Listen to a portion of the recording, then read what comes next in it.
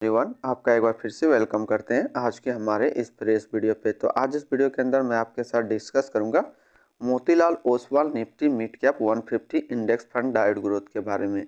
इसमें मैं आपसे डिस्कस करूंगा कि ये जो म्यूचुअल फंड है इसने पिछले 6 महीने, 1 साल, 3 साल या फिर एनुअल रिटर्न क्या दिया है, आज की डेट में इसका एक एनएवी का प्राइस क्या है, ये कितने स्टार रेटिंग म्यूचुअल फंड है, इसमें मिनिमम एसआईपी अमाउंट आप क्या लगा सकते हैं और इसका फंड साइज क्या है।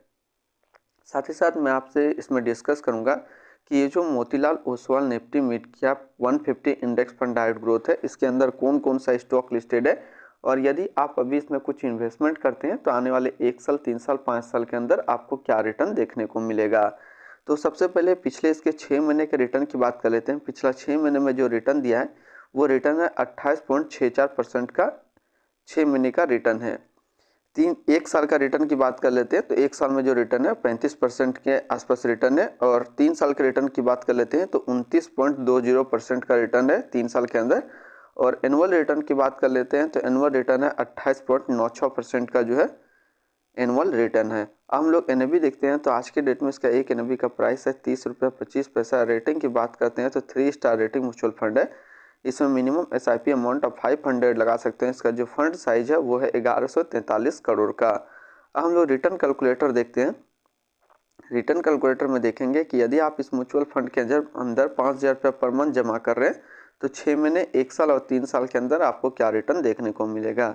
तो बात कर लेते हैं हम लोग सबसे पहले 6 महीने का। तो 6 महीने में जो आपका पैसा जमा होगा वो जमा होगा 30,000 रुपया, आपको मिलेगा 32,614 रुपया।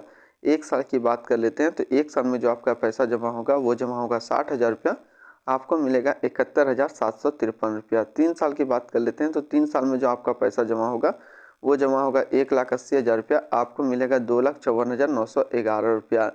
होल्डिंग की बात कर लेते हैं तो इसके अंदर जो टोटल स्टॉक लिस्टेड है वो 150 स्टॉक लिस्टेड है, जिसमें से टॉप 10 पे हम लोग बात कर लेते हैं तो टॉप 10 में पहला नाम आता है पावर फाइनेंस कॉर्पोरेशन लिमिटेड, दूसरा है max health care institute limited, तीसरा है आरईसी लिमिटेड, चौथा है the Indian hotels company limited, पांचवा है AU small finance bank limited, छठा है tube investment of India limited, सातवां है कॉफरेज लिमिटेड, आठवां है द फेडरल बैंक लिमिटेड, नौवां है यस बैंक लिमिटेड एंड 10वां है अडानी पावर लिमिटेड।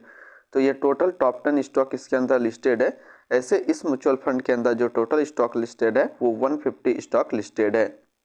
अब हम लोग इसमें रिटर्न एंड रैंकिंग की बात कर लेते हैं। तो 6 महीने में जो फंड रिटर्न है वो 27.3 का है, 1 साल में 32.9 का, 3 साल में 115.4 का और एनुअल 181.4 का। वहीं पे कैटेगरी एवरेज पे देखते हैं तो 1 साल का जो रिटर्न है 33.1 का है, 3 साल में 105.6 का। रिटर्न रैंक की कैटेगरी पे देखें तो 6 महीने में ये 10वें नंबर पे रैंक करता है, 1 साल में 90वें नंबर पे रैंक करता है और 5 साल में ही 8वें नंबर पे रैंक करता है।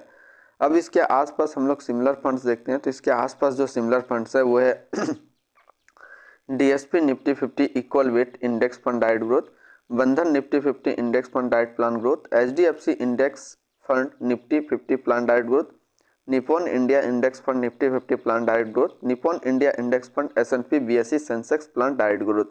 तो इसके आसपास इतने सारे इसके सिमिलर फंड्स है। हम लोग इसकी एक्सपेंसिव रेशियो और एग्जिट लोड की बात कर लेते हैं। तो जो इसका एक्सपेंसिव रेशियो है वो है 0.3% का। एग्जिट लोड की बात कर लेते हैं तो एग्जिट लोड नील है, किसी प्रकार का एग्जिट लोड नहीं है। स्टम्प ड्यूटी की बात कर लेते हैं तो स्टम्प ड्यूटी है 0.005%। तो आज इस वीडियो के अंदर मैंने आपके साथ डिस्कस किया Motilal Oswal Nifty mid cap 150 index fund डाइट ग्रोथ के बारे में। फिर मिलते हैं हम लोग नेक्स्ट को इस तरीके का वीडियो की अच्छी जानकारी को लेकर के।